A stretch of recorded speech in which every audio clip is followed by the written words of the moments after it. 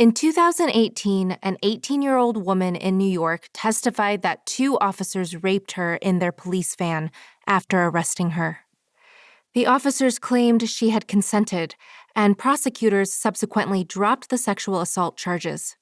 The men were sentenced to just 5 years of probation after pleading guilty to separate charges unrelated to the rape. There are laws in 35 states that allow police officers to claim that a person in custody consented to sex with them, a loophole that wasn't closed until Congress passed the appropriately named Closing the Law Enforcement Consent Loophole Act in 2022. But before that, as previously noted, between 2006 and 2016, at least 26 of 158 police officers who had been charged with unlawful sexual contact with people they had detained were able to successfully invoke the consent defense to have their charges dropped or be acquitted.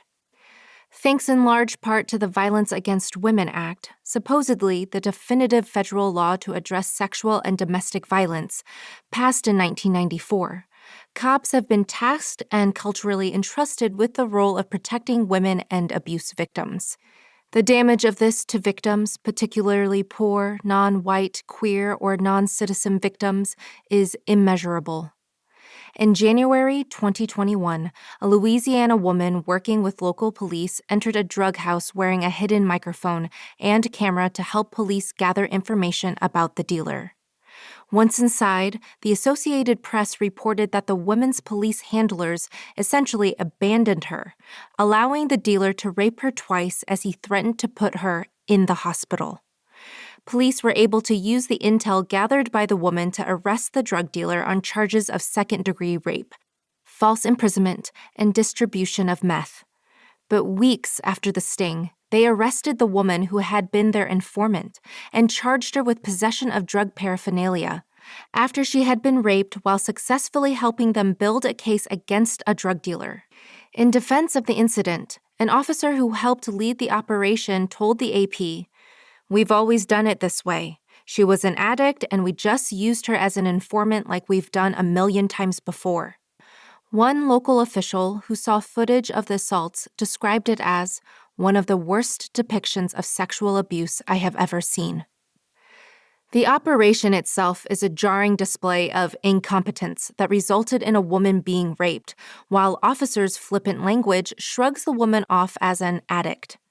Her trauma, a minor mistake they can learn from to do better next time. Her subsequent arrest is a stark reminder, too, that criminalized and incarcerated people are often survivors of sexual assault, further harmed by law enforcement agencies that, as in this Louisiana woman's case, do nothing to protect them. If galling stories like this surprise you or challenge any of your preconceived notions about law enforcement, then pro-cop propaganda or copaganda might just be to blame. It exists all around us, with tremendous implications for how the public understands, or rather misunderstands, gender-based violence and all violence. Copaganda starts early.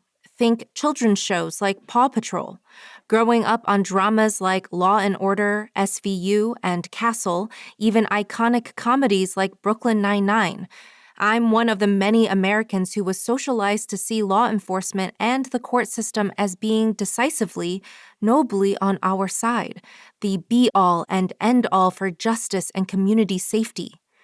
You probably wouldn't guess from watching SVU that a significant amount of cops are domestic abusers and perpetrators of sexual violence themselves, and many are openly hostile to victims. As noted earlier, a 2010 study found fewer than half of surveyed police officers said they were likely to believe a woman who said her husband had raped her, despite how marital rape is illegal in all 50 states.